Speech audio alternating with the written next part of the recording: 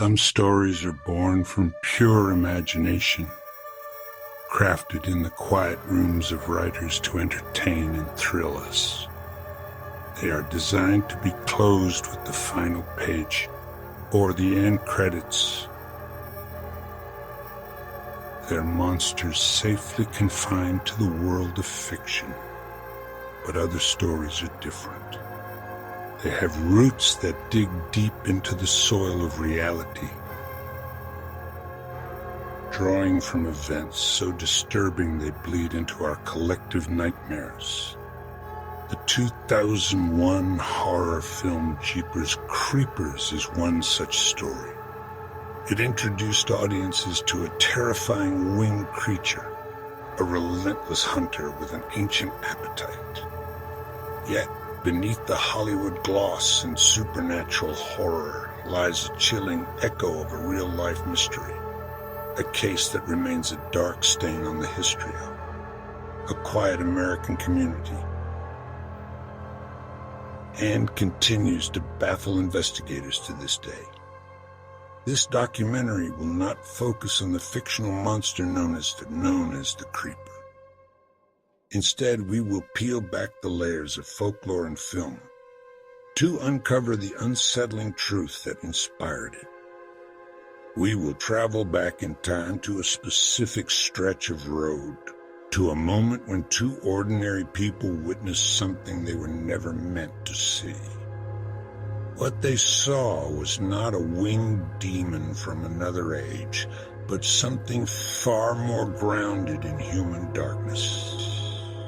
It was a sight that plunged them into a real-world horror story, a strange, methodical figure, a mysterious old church, and a discovery that would haunt a small town for decades.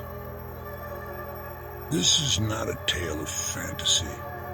It is a cold case, a puzzle with missing pieces.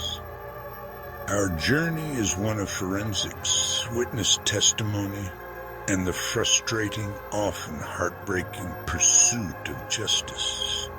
We will ask the questions that investigators have asked for years. Who was the man seen on that lonely road? What was he doing at that abandoned schoolhouse? What secrets did its dark, hidden corners hold? Through careful examination of police reports,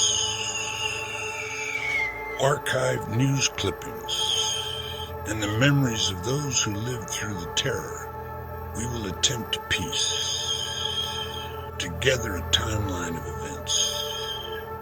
The goal is not to sensationalize, but to understand the profound and lasting impact of a crime that has been overshadowed by the very monster it helped create. The truth is often more complex and far more disturbing than fiction. We will explore how the raw, terrifying details of this real-life encounter were transformed into a blockbuster horror film.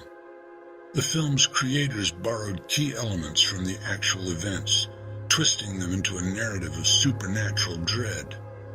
But in doing so, the human story at its core was obscured. The real victims were left behind. The lingering questions were buried under layers of myth. This investigation seeks to give voice to that original story, to honor the memory of those affected, and to shine a light on the shadows of a case that cries out for answers. The real evil isn't a creature with wings and a taste for fear. It is the chilling, unanswered mystery that began on a quiet country road long ago. It was Easter Sunday, 1990. In Long County, Michigan. The day was bright and clear. One of those early spring afternoons that promised the end of a long winter. Ray and Marie Thornton, a local married couple, were driving home after visiting family. Their car moved smoothly along a quiet, rural stretch of Old Central Road. This was familiar territory for them. A peaceful landscape of farmland, scattered woods they had traveled countless times. The atmosphere in the car was light. They were enjoying the scenery and the simple pleasure of a day spent with loved ones. Nothing about this drive suggested it would be any different from the hundreds that had come before it. A picture of ordinary life in small-town America, serene and predictable. As their car crested a small hill, something unusual caught their attention. An old, dark-colored van parked on the shoulder. Its side door slid wide open. Next to the van, a tall, imposing man, focused on something near an old, dilapidated building just off the road. At first, just a strange sight, something to remark on and forget. Perhaps the van had broken down, or the driver was simply taking a break. In a rural community, people often minded their own business. The Thorntons had no reason to feel alarmed. The building, the old Poho church, long abandoned. Windows boarded up, paint peeling. But that day it became the backdrop for something deeply unsettling. The man moved with a strange purpose, handling what looked like a large, bundled-up sheet stained dark and reddish. He was absorbed in his task, oblivious to the Thorntons' approaching car. The stained bundle and the man's focused intensity turned curiosity into growing dread. As the Thorntons drew closer, the scene became clearer and far more disturbing. The building was not a church as some remember it, but an old, abandoned one-room schoolhouse. And the man was not simply moving a bundle. He was sliding what appeared to be a body. Wrapped in the blood-soaked sheet, down a metal pipe that led into a dark cistern cellar opening next to the schoolhouse. The movements were methodical, unhurried, as if he were performing a routine chore. He was a large man, dressed in dark overalls, his face obscured by a wide-brimmed hat. He moved with a chilling efficiency, not panic, but practice. For a few heart-stopping seconds, Ray and Marie saw exactly what he was doing. There was no mistaking the human shape within the bundle. The sight was so shocking, so out of place on this quiet Sunday afternoon, that it barely seemed real. It was the kind of horror you see in movies, not on a country road in broad daylight. The man glanced up, his eyes briefly meeting theirs as they passed. His expression was not one of fear or surprise. It was flat, empty, cold. In that fleeting moment, the Thorntons realized they had witnessed something private, something terrible, and the man knew they had seen it. The air in their car grew thick with a sudden, suffocating fear. Ray's instinct took over.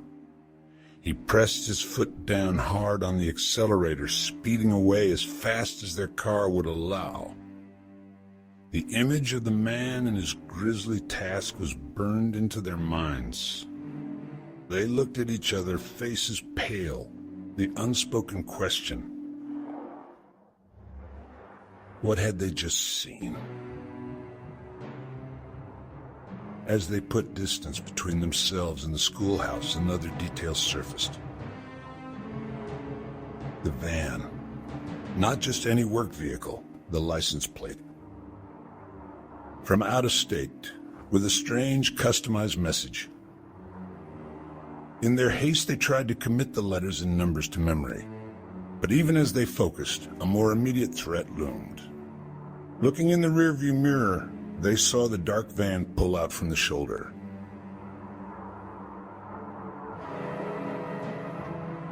It was turning around.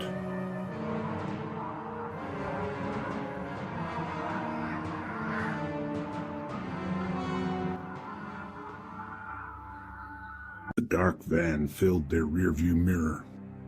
growing larger and larger with alarming speed. The peaceful country drive had transformed into a high-stakes chase. He was now a direct and imminent threat. He drove with an aggressive, predatory focus, closing the distance between their two vehicles with ease. Ray pushed their car to its limits, the speedometer needle climbing, but the van stayed right on their tail.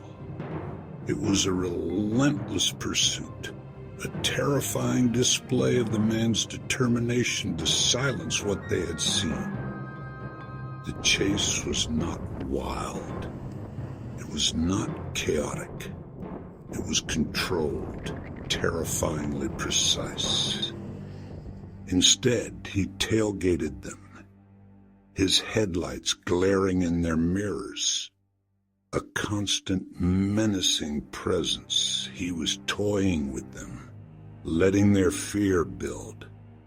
Every so often, he would swerve aggressively, as if testing their nerve. For Ray and Marie, these were the longest miles of their lives. The familiar road had become a terrifying trap, and there was nowhere to turn. This was the action of a hunter who had locked onto his prey.